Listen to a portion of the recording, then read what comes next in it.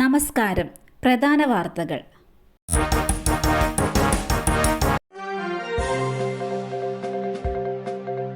കാക്കനാട് ജില്ലാ ജയിലിൽ തടവുകാർ തമ്മിൽ കയ്യാങ്കളി. തടയാനെത്തിയ ഉദ്യോഗസ്ഥരെ ആക്രമിച്ച പ്രതിക്കെതിരെ പോലീസ് കേസെടുത്തു.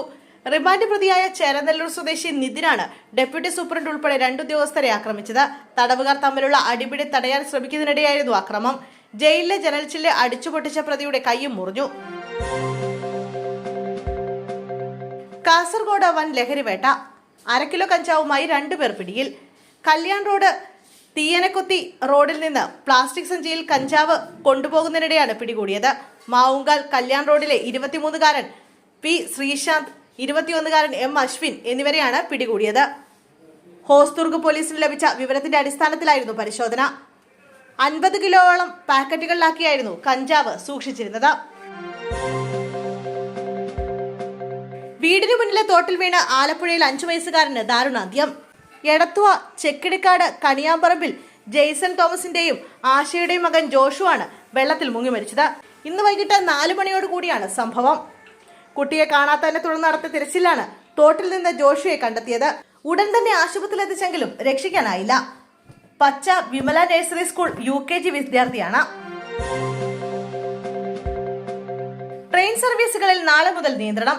അറ്റകുറ്റപ്പണികളുടെ ഭാഗമായി സംസ്ഥാനത്ത് ട്രെയിൻ സർവീസുകളിൽ നിയന്ത്രണം വരുന്നു.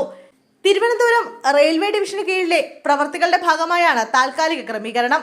ചില ട്രെയിൻ സർവീസുകൾ ഭാഗികമായി റദ്ദാക്കുകയും മറ്റു ചിലത് വഴിതിരിച്ചു വിടുകയും ചെയ്യുമെന്ന് റെയിൽവേ അറിയിച്ചു.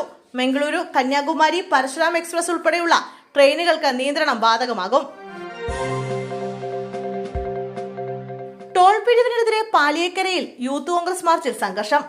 യൂത്ത് കോൺഗ്രസ് പുതുക്കാട്, ഒല്ലൂർ നിയോജക മണ്ഡലം കമ്മിറ്റികളുടെ നേതൃത്വത്തിൽ നടത്തിയ മാർച്ചാണ് പോലീസുമായുള്ള സംഘർഷത്തിൽ കലാശിച്ചത്. സംഭവത്തിൽ 14 പേരെ അറസ്റ്റ് ചെയ്തു. പാലിയേക്കര മേൽപ്പാലത്തിന് സമീപത്തു നിന്നും ആരംഭിച്ച മാർച്ച് ടോൾ പ്ലാസയ്ക്ക് സമീപം തടഞ്ഞതോടെ പ്രവർത്തകർ പോലീസിനെതിരെ തിരിയുകയായിരുന്നു. ദേശീയപാതയുടെ തൃശൂർ ഭാഗത്തേക്കുള്ള ട്രാക്ക് പകുതിയോളം ബാരിക്കേഡ് വെച്ച് പോലീസ് പ്രതിരോധം തീർത്തിരുന്നു. അതോടെ പ്രവർത്തകർ ദേശീയപാതയുടെ ഒരു വശത്തിരുന്ന് പ്രതിഷേധിച്ചു. മുൻ DCC president Jose Vallur March ഉദ്ഘാടനം ചെയ്തതിന് പിന്നാലെ പ്രവർത്തകർ പോലീസ് ബാരിക്കേഡുകൾ മറികടന്ന് മുന്നോട്ട് നീങ്ങിയതോടെയാണ് സംഘർഷം ഉടലെടുത്തത്. തുടർന്ന് പോലീസ് ജലപീരങ്കി പ്രയോഗിച്ചു. 1 ടാങ്ക് വെള്ളം തീർന്നിട്ടും പ്രവർത്തകർ ദേശീയപാതയിൽ നിന്ന് മാറിയില്ല. തുടർന്ന് പ്രവർത്തകർ ദേശീയപാത ഉപരോധിച്ച വാഹനങ്ങൾ തടഞ്ഞു. ഇതോടെ ടോൾ പ്ലാസയിൽ വൻ ഗതാഗത കുരുക്കായി. ദേശീയപാതയിൽ കിടന്ന് മുദ്രാവാക്യം വിളിച്ച പ്രവർത്തകരെ പോലീസ് ബലം പ്രയോഗിച്ച് അറസ്റ്റ് ചെയ്ത് നീക്കി.